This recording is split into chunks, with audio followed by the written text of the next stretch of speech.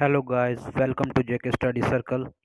आप जैसे जानते हैं हमारा JK SSB finance account assistant की लेक्चर सीरीज चल रही है जिसमें हम साइंस कंपोनेंट कर रहे हैं और आज हमारा साइंस का आई थिंक फोर्थ लेक्चर है। अ, आप ज़्यादा से ज़्यादा इस चैनल को सब्सक्राइब कर लें, शेयर करें और कमेंट करें ताकि हम अच्छी अच्छी वीडियो लाते रहें। ज़्यादा टाइम ना लेते हुए आज हम अपना नया टॉपिक शुरू करते हैं, इलेक्ट्रिक करंट। आइए देखते हैं इलेक्ट्रिक करंट होता क्या है। Electric current. Electric current. When electric charge flow through conductor, then there is an electric current in the conductor. जब इलेक्ट्रिक चार्ज फ्लो होता है किसी भी कंडक्टर में तो तब आप मान लीजिए कि उसमें करंट होती है। फॉर एग्जांपल हमारे पास एक ये लोहे की रॉड ले लो, इसमें चार्ज फ्लो कर रहा है। चार्ज फ्लो करने का मीन्स इसमें इलेक्ट्रिक करंट है। ठीक है। For example in a torch the cell provide flow of charge or an electric current through the torch bulbs to glow. अब क्या बोलता है ये कि टॉर्च में देखो, जब हम टॉर्च को ऑन करते हैं उसमें एक चार्ज फ्लो करता है। वो चार्ज क्या है? इलेक्ट्रिक करंट है। ठीक है।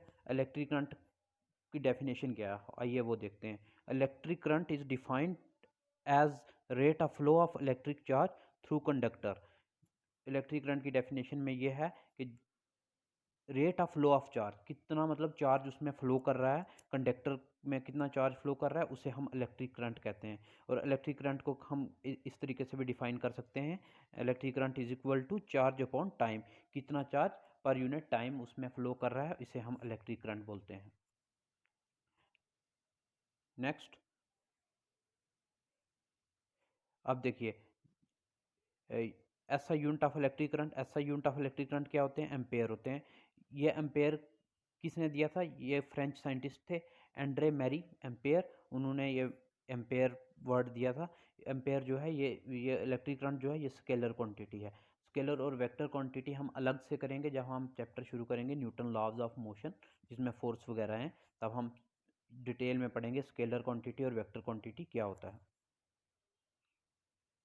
Next, when 1 coulomb of charge flow through any cross section of a conductor in 1 second, then electric current flowing through it is said to be 1 ampere. इसमें क्या कहता है? 1 एम्पेयर क्या है? जब 1 कूलम का चार्ज 1 सेकंड में पास करेगा किसी भी कंडक्टर को, तब उसको हम कहेंगे 1 ampere. 1 ampere is equal to 1 coulomb upon 1 second. आप इसको याद रख सकते हैं। Next, small unit of current और milliampere. Small unit of current को हम बोलते हैं मिली एम्पेयर। ये किसके बराबर होता है? 10⁻³ एम्पेयर। और माइक्रो एम्पेयर किसके बराबर होता है? 10⁻⁻6 एम्पेयर के। The direction of flow of positive charge is taken to the direction of electric current. जिस डायरेक्शन में पॉजिटिव चार्ज फ्लो करता है उस वही होती है करंट की भी डायरेक्शन। ठीक है। conventionally the direction of electric current is taken opposite to the direction of flow of electrons। ठीक है। हम इसमें क्या बोला गया है? जिस डायरेक्शन में इलेक्ट्रॉन फ्लो करेंगे उसके अपोजिट डायरेक्शन में करंट फ्लो करेगी। ठीक है। ये आप याद रखना। ये जो केसेस भी पूछ सकते हैं कि इलेक्ट्रॉन के फ्लो के किस डायरेक्शन में करंट फ्लो करती है, हम बोलेंगे इलेक्ट्रॉन्स के अपोजिट डायरेक्शन में करंट फ्लो करती है। अब next, type of electric current. Direct current, an electric current whose magnitude and direction do not change with time. Direct current क्या होती है? जिसका मैग्नीट्यूड और डायरेक्शन बिल्कुल ना चेंज करें with respect to time. Okay, उसको हम बोलते हैं direct current. For example a battery, DC dynamo are the source of direct current. जो हमारे सेल होता है या बैटरी जो हमारे इन्वर्टर के साथ लगी होती है, ये एग्जांपल होती है डायरेक्ट करंट की, जिसमें क्या होता है कि मैग्नीट्यूड और डायरेक्शन चेंज नहीं करते with respect to time. Next, अब अल्टरनेटिंग करंट क्या होती है? जिसमें क्या होगा? An electric current whose magnitude changes continuously. जिसका मैग्नीट्यूड कंटिन्यूसली चेंज करता रहता है पर डायरेक्शन पीरियोडिकली चेंज होती रहती है, इस उसको क्या बोलते हैं? हम अल्टरनेटिंग करंट बोलते हैं। जैसे एसी का डायनेमो, उसको हम सोर्स ऑफ अल्टरनेटिव करंट बोल सकते हैं। ओके, अब नेक्स्ट हम पढ़ते हैं करंट डेंसिटी क्या होती है। करंट डेंसिटी क्या होती है, कितना इलेक्ट्रिक करंट फ्लो कर रहा है किसी भी कंडक्टर उसका क्रॉस सेक्शन एरिया में। ये हम यहाँ से देख सकते हैं क्या लिखा हुआ है, the current density is a point of a conductor is defined as amount of current flowing through per unit area of cross section of conductor. मतलब कितने इलेक्ट्रिक करंट फ्लो हुई area of cross section, conductor के area of cross section में। ठीक है, provided the area is held in a direction normal to the current. अब उस जिस डायरेक्शन में करंट जा रही है, मतलब उसी डायरेक्शन में इसका एरिया भी है और उसमें कितनी करंट फ्लो कर रही है, उसको हम कहते हैं करंट डेंसिटी। याद रखा, इसका ऐसा यूनिट होते हैं ampere metre square, ampere per metre square, ये आप याद रखना। ठीक है, अब नेक्स्ट इलेक्ट्रिक पोटेंशियल और पोटेंशियल डिफरेंस क्या होता है। Electrons always flow from a region where their density is high to a region where their is density is low। अब इसमें क्या कहा गया, इलेक्ट्रॉन वहाँ पे ही फ्लो करते हैं, कहाँ पे फ्लो करते हैं, high density to low density, high density से या लो डेंसिटी में फ्लो करते हैं electrons. Conventionally positive terminal of a cell or a battery at higher potential than its negative terminal. इसमें बोला गया है कि जो हमारे सेल होता है, सेल का एक पॉजिटिव टर्मिनल होता है और एक नेगेटिव टर्मिनल होता है। ये फॉर एग्जांपल ये हमारा सेल है, ये इसका पॉजिटिव टर्मिनल है और ये इसका नेगेटिव टर्मिनल है। दस दो electron flow negative terminal excess electron, और नेगेटिव टर्मिनल में हमारे इलेक्ट्रॉन जो होते हैं बहुत ज़्यादा होते हैं, पॉजिटिव में कम होते हैं। तो अब हमने क्या पढ़ा था कि जो करंट कैसे फ्लो करेगा, करंट फ्लो करेगा कैसे, high density to low density. अब यहाँ पे डेंसिटी हाई है, इलेक्ट्रॉन यहाँ फ्लो करेंगे, इलेक्ट्रॉन फ्लो करते हैं high density to low density. और हमने पीछे पढ़ा था कि इलेक्ट्रॉन के अपोजिट डायरेक्शन में करंट फ्लो करती है। मतलब करंट कैसे फ्लो करेगी, पॉजिटिव टू नेगेटिव। ठीक है, यहाँ पे वही लिखा है, आप देख सकते हैं। अब नेक्स्ट इलेक्ट्रिक पोटेंशियल क्या होता है। Electric potential of a point is defined as the amount of work done by external forces when unit charge move from infinity to that point in electric field. Electric potential वो होता है कितना work done हुआ external forces के द्वारा जब एक unit charge move करेगा इन्फिनिटी टू दैट पॉइंट, मतलब बहुत दूर से वो उस डिस्टेंस पे आएगा इलेक्ट्रिक फील्ड में, उसको हम कहते हैं electric potential. Electric potential difference क्या होता है। Electric potential difference, the difference of potential of a two point in the electric field is known as electric potential difference. Potential difference between two point, for example एक point ये ले लो और एक point ये ले लो, और इन दोनों के बीच का जो ये है difference between two points in an electric field, मतलब यहाँ पे लगा लो इलेक्ट्रिक सर्किट है, ये इलेक्ट्रिक फील्ड है, और इन दोनों के डिफरेंस को हम बोलते हैं इलेक्ट्रिक पोटेंशियल डिफरेंस। तो ऐसा unit of electric potential difference is volt and इसका नाम किसने दिया था, इटालियन फिजिसिस्ट से अलेजेंड्रो वोल्टा, उन्होंने इसका नाम दिया था पोटेंशियल डिफरेंस का वोल्ट, और ये स्केलर क्वांटिटी है। ठीक है, आगे ये आपको फॉर एग्जांपल ये आप देख सकते हैं, ये let W be the work done of moving charge Q. W work done हो रहा है और चार्ज हमारे पास है क्यू। ठीक है, फ्रॉम पॉइंट बी टू ए, मतलब ए बी पॉइंट लगा लो, ये ए पॉइंट लगा लो। अब इन दोनों का डिफरेंस हमें मालूम करना है, पोटेंशियल डिफरेंस, इसको लगाएंगे V B minus V A. ये किसके बराबर होगा, कितना वर्क डन हुआ और कितना उसमें से चार्ज फ्लो हुआ। अब इसका आप सीधा याद रख सकते हो, potential difference is equal to work done upon charge. ठीक है, अब electric potential difference between two point is said to be 1 volt, 1 joule of work done, 1 coulomb of electric charge from one point to an other. अब उसने के इसमें ये कहा गया है कि 1 वोल्ट 1 वोल्ट का पोटेंशियल डिफरेंस कब होगा? जब 1 जूल वर्क डन होगा, जब उसमें से 1 कूलम ऑफ चार्ज फ्लो करेगा। ये आप याद रखते हैं, 1 volt is equal to 1 joule upon 1 coulomb. यही इलेक्ट्रिक पोटेंशियल 1 माइक्रो वोल्ट का कितना होता है? 10⁻³ वोल्ट। और 1 मिली, ये मिली होता है सॉरी, और ये होता है माइक्रो वोल्ट। ये 10⁻⁻6 वोल्ट होता है। और large unit of electric potential 1 kilo volt कितना होता है? 10⁻³ वोल्ट। और 1 milli volt 10⁻6 volt. The electric potential difference between 2 points in a circuit is measured by using a device called voltmeter. अब potential difference किससे major करते हैं हम? इस वोल्टमीटर से। ये आप याद रखोगे, ये एसएसबी में पूछ सकते हैं। पोटेंशियल डिफरेंस किससे मेजर होता है? वोल्टमीटर से। और करंट किससे मेजर होती है? एमीटर से। अब Ohm's law, Ohm's law, the this law was given by George Simon Ohm in 1827. It's give relation between current and potential difference. ये हमें बताता है करंट और पोटेंशियल डिफरेंस के बीच का relation. According to this law, electric current flow through the conductor is directly proportional to potential difference applied across the its end, provided the physical condition such as temperature remain unchange. इसमें क्या कहा गया? Ohm's law क्या कहता है कि जो electric current है वो डायरेक्टली प्रोपोर्शनल है पोटेंशियल डिफरेंस के। मतलब V is equal to I R. Current is directly proportional to potential difference. तो ये आर होता है, आर ये होता है रेजिस्टेंस। ये इसको कांस्टेंट ऑफ प्रोपोर्शनैलिटी बोलते हैं। ये रेजिस्टेंस होता है। और इसी से अगर आप रेजिस्टेंस निकालना चाहो तो ये निकल सकता है V अपॉन आई। मतलब पोटेंशियल डिफरेंस अपॉन करंट, वो रेजिस्टेंस होता है। ठीक है, ये नीचे वही सारा लिखा हुआ है।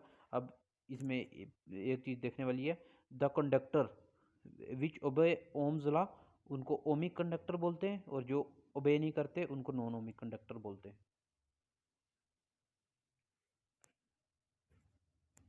फिर नेक्स्ट रेजिस्टेंस। रेजिस्टेंस क्या होता है? ये प्रॉपर्टी होती है ऑफ कंडक्टर की, by virtue it opposes flow of charge. ये अपोज करती है flow of charge through it, इसको बोलते हैं हम रेजिस्टेंस। इसका फार्मूला क्या होता है? R is equal to V upon I, जैसे मैंने आपको ऊपर करके दिखाया। अगर आपको ओम्स लॉ आता है आप रेजिस्टेंस आराम से निकाल सकते हो। V is equal to I R होता है, और उस आर अगर निकालना हो वी अपॉन आई। ठीक है, नीचे वही लिखा है, रेजिस्टेंस को 1 ओम का कब होगा? जब उस 1 वोल्ट पोटेंशियल डिफरेंस देगा, जब उसमें से 1 एम्पेयर चार्ज फ्लो करेगा। 1 volt is equal to 1 ohm is equal to 1 volt upon 1 ampere. Resistor क्या होता है? Resistor a component of electric circuit which offer resistance. ये भी रेजिस्टेंस प्रोवाइड करता है। Flow of electrons constituting electric current is known as resistor. ठीक है, resistor are use to make those electrical devices where high resistance is required. ये उन devices को बनाने में काम आता है जिनको हमें चाहिए होता है उनमें रेजिस्टेंस हाई हो। ये रिड्यूस करता है करंट को सर्किट में। जैसे कि ये एग्जांपल नाइक्रोम, मैग्नीन और कॉन्स्टेंटेन, ये आपको याद रखने पड़ेंगे, ये एग्जाम में आ सकते हैं। नाइक्रोम, मैग्नीन और कॉन्स्टेंटेन, ये रेजिस्टर हैं हमारे। और रेजिस्टिविटी क्या होता है? Resistivity of conductor is define as the resistance of a conductor. ये भी रेजिस्टेंस होता है of a conductor of unit length, unit area of cross section. It is ऐसा यूनिट इज ओम मीटर। इसका ऐसा यूनिट ओम मीटर होते हैं। Resistivity depend resistivity of material does not depend upon length और thickness. ये length और thickness पे depend नहीं करती, it depend upon the nature of substance. Substance के नेचर पे डिपेंड करती है। Characteristic property of material of a conductor and varies only if temperature changes. और रेजिस्टिविटी तब वेरी करती है जब टेम्परेचर चेंज होता है। इंसुलेटर जैसे हो गए हमारे ग्लास, रबर, इबनाइट एटसेट्रा, इनकी हाई रेजिस्टिविटी होती है, while conductor have low resistivity. Conductor की लो रेजिस्टिविटी होती है। Alloy have higher resistivity than of their constituent material. अब ठीक है, अलॉयज की रेजिस्टिविटी हाई होती है। alloys have higher resistivity than that of their constituent metals। Alloys की हाई होती है, बट जिस मेटल से वो बने होते हैं उन उससे ज़्यादा होती है अलॉयज़ की resistivity. Alloys are used to making heating elements devices. Alloys heating element device बनाने के काम आते हैं, जैसे हमारी प्रेस हो गई, इलेक्ट्रिक आयरन हीटर हो गए, वगैरह वगैरह। This is because do not oxidise easily with high temperature. ये हाई टेम्परेचर के साथ जल्दी ऑक्सीडाइज नहीं होते।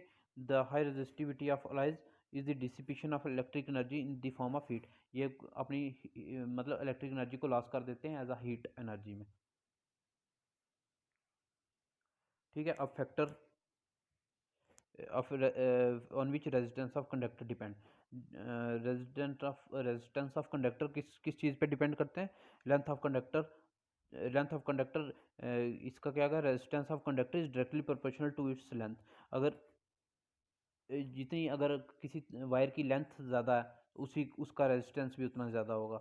वही लिखा हुआ है, the resistance of wire is directly proportional to when the length of the wire is double half then its resistance also gets double और हाफ। अगर लेंथ हाफ है वायर की तो रेजिस्टेंस भी हाफ होगा, अगर लेंथ ज़्यादा है वायर की तो रेजिस्टेंस भी ज़्यादा होगा। ठीक है, area of cross section. The resistance of a conductor is inversely proportional to area of cross section. ठीक है, अगर एरिया ऑफ क्रॉस सेक्शन ज़्यादा होगा तो रेजिस्टेंस कम होगा। मतलब फॉर एग्जांपल अगर ये हमारी वायर है, इसका एरिया ऑफ क्रॉस सेक्शन कितना है? ये छोटा सा, ठीक है, छोटा सा है, तो इसका रेजिस्टेंस ज़्यादा होगा। अगर ज़्यादा करंट आएगी तो ये जल जाएगी, मतलब रेजिस्टेंस हो गया। तो अगर हम इतनी मोटी वायर लगा लें तो इसका रेजिस्टेंस जो होगा, रेजिस्टेंस कम होगा। इसका देखो एरिया बढ़ गया, वही लिखा हुआ है इधर। फिर nature of material of the conductor. वो नेचर ऑफ मटेरियल कंडक्टर के मटेरियल के ऊपर भी डिपेंड करता है। Resistance of conductor depend upon the nature of material it's made. किस चीज़ से वो बना है? Some material have low resistance where other have high. कुछ मटेरियल का हाई रेजिस्टेंस होता है और कुछ का लो रेजिस्टेंस होता है। ये मटेरियल के पे डिपेंड करता है। Effect of temperature on resistance. Temperature का भी इफेक्ट होता है। अब जैसे ले लो, resistance of conductor increases with increasing temperature. Conductor का रेजिस्टेंस इंक्रीज करेगा अगर टेम्परेचर हम इंक्रीज करेंगे। तो resistance of semi conductor decreases with increase in temperature. Semiconductor का रेजिस्टेंस डिक्रीज करेगा जब हम टेम्परेचर इंक्रीज करेंगे। Resistance of electrolyte decreases with increase in temperature. Electrolyte का रेजिस्टेंस डिक्रीज करेगा जब हम इंक्रीज करेंगे temperature. Resistance of alloy increases with increase in temperature. Alloy का इंक्रीज करेगा increase in temperature. From above हमने फर्स्ट एंड सेकंड में देखा कि जैसे ये फर्स्ट एंड सेकंड में क्या लिखा हुआ है? Resistance of a conductor increasing linearly with increase in temperature. और second, resistance of semi conductor decrease with increase in temperature. Semi conductor में डिक्रीज करेगा जब हम टेम्परेचर इंक्रीज करेंगे। तो R is inversely proportional to L upon A. ऊपर हमने देखा लेंथ अपॉन एरिया। देखो, रेजिस्टेंस इज इनवर्सली प्रोपोर्शनल। अगर लेंथ इंक्रीज करेगी तो रेजिस्टेंस डिक्रीज करेगा। एरिया इंक्रीज करेगा तो रेजिस्टेंस इंक्रीज करेगा। ठीक है, तो वही लिखा हुआ है, where P is constant of proportionality call resistivity और स्पेसिफिक रेजिस्टेंस ऑफ कंडक्टर। ये आप याद रखते हैं, R is equal to P into L upon A. Next, some important term related resistance. Variable resistance क्या होता है? Electric circuit, a component use in electric circuit change electric current through it without changing potential difference. Electric current को change करता है variable resistance without changing potential difference across the circuit. उसको हम बोलते हैं वेरिएबल रेजिस्टेंस। और rheostat क्या होता है? रियोस्टेट डिवाइस होता है जो यूज़ करते हैं हम इलेक्ट्रिक सर्किट में, उसके रेजिस्टेंस को चेंज करने में। जो करंट होती है सर्किट में, वो generally rheostat act as a variable resistance of unknown value of circuit. मतलब इस वैल्यू अननोन वैल्यू का होता है, और ये भी रेजिस्टेंस का ही काम करता है। ये भी एक रेजिस्टेंस ही होता है, रियोस्टेट। ठीक है, तो वेरिएबल रेजिस्टेंस में क्या होता है? इलेक्ट्रिक करंट चेंज होती है without changing potential difference. Good conductor क्या हो गया? जिसमें से conductor of material whose offer low resistance, जो लो रेजिस्टेंस थे वो उसमें से इजीली इलेक्ट्रॉन फ्लो करें या करंट फ्लो करें, उसे गुड कंडक्टर कहते हैं। जैसे हो गया सिल्वर, कॉपर, एल्यूमिनियम, ये गुड कंडक्टर हैं। और पुअर कंडक्टर क्या हो गया, जिसमें से इलेक्ट्रॉन इजीली फ्लो ना करें, वो पुअर कंडक्टर हो गया। जैसे हो गया iron is poor conductor of electricity, ठीक है। इंसुलेटर क्या हो गया, जिसमें से बिल्कुल इलेक्ट्रॉन फ्लो ही ना करें, जैसे रबर हो गया, ड्राईवुड हो गया, प्लास्टिक हो गया, इंसुलेटर हो गया। अब कॉम्बिनेशन ऑफ रेजिस्टेंस, ठीक है। ये अब इसमें क्या होता है,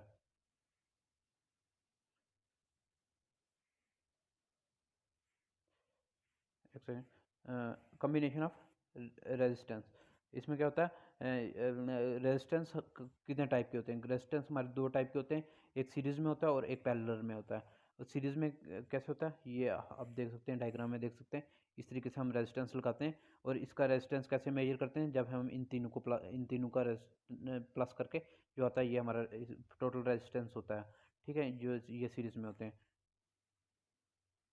अब सीरीज ये वर्ड है, the current in a circuit depend upon relative position of various register.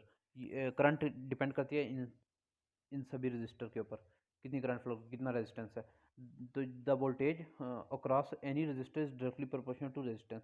जो इन रजिस्टर में वोल्टेज चल रही है, वो डायरेक्टली प्रोपोर्शनल है रेजिस्टेंस के of resistor, if the current flow through the circuit is constant, मतलब करंट कांस्टेंट इसमें फ्लो कर रही है, कांस्टेंट, ठीक है। Applied voltage across the series of resistor is equal to the sum of individual voltage.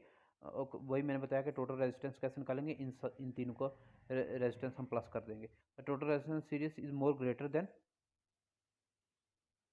Resistance in the circuit. जो total resistance होगा series में, सीरीज कॉम्बिनेशन में, वो बहुत ज़्यादा होगा, जो रजिस्टर का अपना अपना रेजिस्टेंस होगा, उनसे टोटल रेजिस्टेंस ज़्यादा होगा। अब सेकंड पैरेलल में, जैसे वहाँ सीरीज में लगे थे, यहाँ पे देखो पैरेलल में लगे, पैरेलल में लगे, इसका टोटल रेजिस्टेंस कैसे निकालते हैं, 1/R, इन सबको 1/R1, 1 plus 1/R2 plus 1/R3 plus 1/R4, इनको प्लस करके ये हमारा पैरेलल रेजिस्टेंस यहाँ से निकल जाएगा।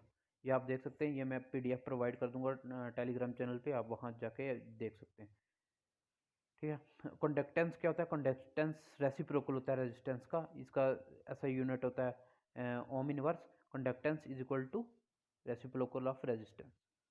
उसमें रेजिस्टेंस में क्या था कि करंट को फ्लो नहीं होने देना, कंडक्टेंस में होना करंट को फ्लो कराना। कंडक्टिविटी क्या होती है, रेसिप्रोकल ऑफ रेजिस्टिविटी, वो कंडक्टिविटी होती है।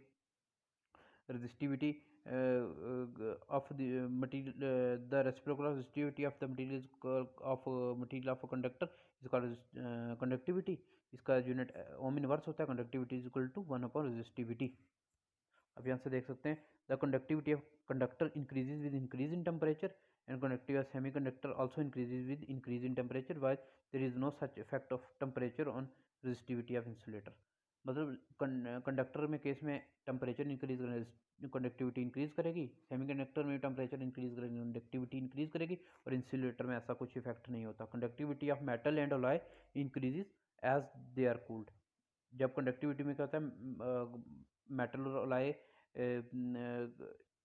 की कंडक्टिविटी इंक्रीज हो जाती है जब हम उनको कूल करते हैं। The product of conductivity and resistivity or resistance and conductance for a material is always unity, उसे हम यूनिटी बोलते हैं। अब क्लासिफिकेशन ऑफ मटेरियल, कंडक्टर मैंने बता दिया, इसमें से इजीली इलेक्ट्रॉन मूव कर रहे हैं, उसकी कंडक्टिविटी हाई होती है। इंसुलेटर की स्मॉल होती है या नील होती है, ज़ीरो होती है। सेमी कंडक्टर की भी हाई होती है, हाई होती है, मतलब बिटवीन इंसुलेटर एंड कंडक्टर होती है। जर्मेनियम सिलिकॉन इसकी एग्जांपल है। सुपर कंडक्टर क्या होता है, when few metals are cooled then below a certain critical temperature their electric resistance suddenly become zero, उनका रेजिस्टेंस जीरो हो जाता है, और सब्सटेंस कॉल्ड सुपर कंडक्टर, उन्हें सुपर कंडक्टर कहते हैं। इस फिनोमिना को हम कहते हैं super conductivity. Mercury become super conductor 4.2 kelvin पे होता है, लेड 7.25 पे होता है, और नायोबियम 9.2 केल्विन पे होता है।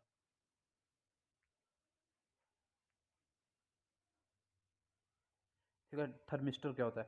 थर्मिस्टर क्या होता है? ये सेंसिटिव डिवाइस होता है, ये टेम्परेचर मेजर करने के लिए हम इसको यूज़ करते हैं। ये डिटेक्ट करता है very low temperature, small temperature भी डिटेक्ट कर लेता है। ये यूज़ करते हैं फिलामेंट ऑफ पिक्चर ट्यूब जो हमारे टेलीविज़न में होती है, जब मतलब करंट उसमें फ्लो करती है तो वो हीट करता है। ये उसके लिए हमें फिलामेंट यूज़ मतलब टेम्परेचर को दिखाता है कि कितना है, ज़्यादा है या कम है। ये इंडस्ट्री में यूज़ करते हैं और उसके बाद इसको यूज़ करते हैं winding of generator, transformer and motor में, थर्मिस्टर को। ठीक है। इलेक्ट्रिक सेल क्या होता है? Electric cell is a source of EMF which maintain constant flow of current across an electric circuit. मतलब मेंटेन रखता है इलेक्ट्रिक करंट को electric circuit. EMF of cell क्या होता है? ये maximum potential difference between two electrode, उनके बीच का मैक्सिमम पोटेंशियल डिफरेंस जहाँ पे करंट, जहाँ current, when no current is drawn from the cell, जब बिल्कुल सेल से हम करंट ना निकाल सकें, वो पोटेंशियल वो होता है ईएमएफ सेल। फिर उसके बाद क्या होता है? Next next internal resistance of cell क्या होता है? It is defined as a resistance offer by an electrolyte and electrodes of cell when electric current flow through it. जब उसमें से करंट फ्लो करती है तब वो जो हमें बताता है रेजिस्टेंस, उसको हम बोलते हैं internal resistance of a cell. Heating effect of electric electric current क्या होता है? ये देखो, जब इलेक्ट्रिक करंट पास करती है हाई रेजिस्टेंस वायर जैसे नाइक्रोम वायर से, तो resistance wire become very hot, वो हॉट हो जाता है और हीट प्रोड्यूस करता है। उस हीट प्रोड्यूस करने की वजह से उस इफेक्ट को हम बोलते हैं heat effect of current. For example, an electric fan become warm if continuously for longer time. अगर एक जो हम इलेक्ट्रिक फैन होते हैं हमारे घर में, वो हम ज़्यादा देर तक चलाएं तो वो गर्म हो जाते हैं। वो गर्म की उस गर्म होने के इफेक्ट को हम बोलते हैं heating effect of current. It is utilize in working electric heating appliances such as electric iron, electric kettle, electric toaster, room heater. मतलब ये इफेक्ट हम कहाँ कहाँ यूज़ करते हैं, ये दिया हुआ है। इलेक्ट्रिक आयरन में, इलेक्ट्रिक किटल में, इलेक्ट्रिक रोस्टर में और रूम हीटर में यूज़ करते हैं। The heating effect of electric current is utilized in electric bulb for producing light. इसका यूज़ हम बल्ब में भी यूज़ करते हैं। अब देखना कभी अपने घर में 100 वाट वाला जो बल्ब होता है, उसको हम थोड़ी देर लगा रखें तो वो गर्म हो जाता है। वो किसकी वजह से होता है? Heating effect of electric current की वजह से। अब हम प्रैक्टिकल एग्जांपल बताते हैं, जैसे ये बल्ब की मैंने आपको बता दी। अब उसके बाद इलेक्ट्रिक फ्यूज़। फ्यूज़ हम क्यों यूज़ करते हैं? और अपनी सेफ्टी के लिए, सेफ्टी के लिए यूज़ करते हैं। हम उसमें एक वायर डालते हैं पतली सी, वो कॉपर वायर भी हो सकती है, नाइक्रोम वायर भी हो सकती है, जिसका मतलब हम वो वायर यूज़ करते हैं जिसका रेजिस्टेंस ज़्यादा हो। ठीक है, वो वायर यूज़ करते हैं जब हम वो करंट पीछे से ज़्यादा आ जाती है तो वो वायर गर्म होके मतलब ब्रेक हो जाती है, तो हमारी जो करंट है आगे फ्लो नहीं कर सकता।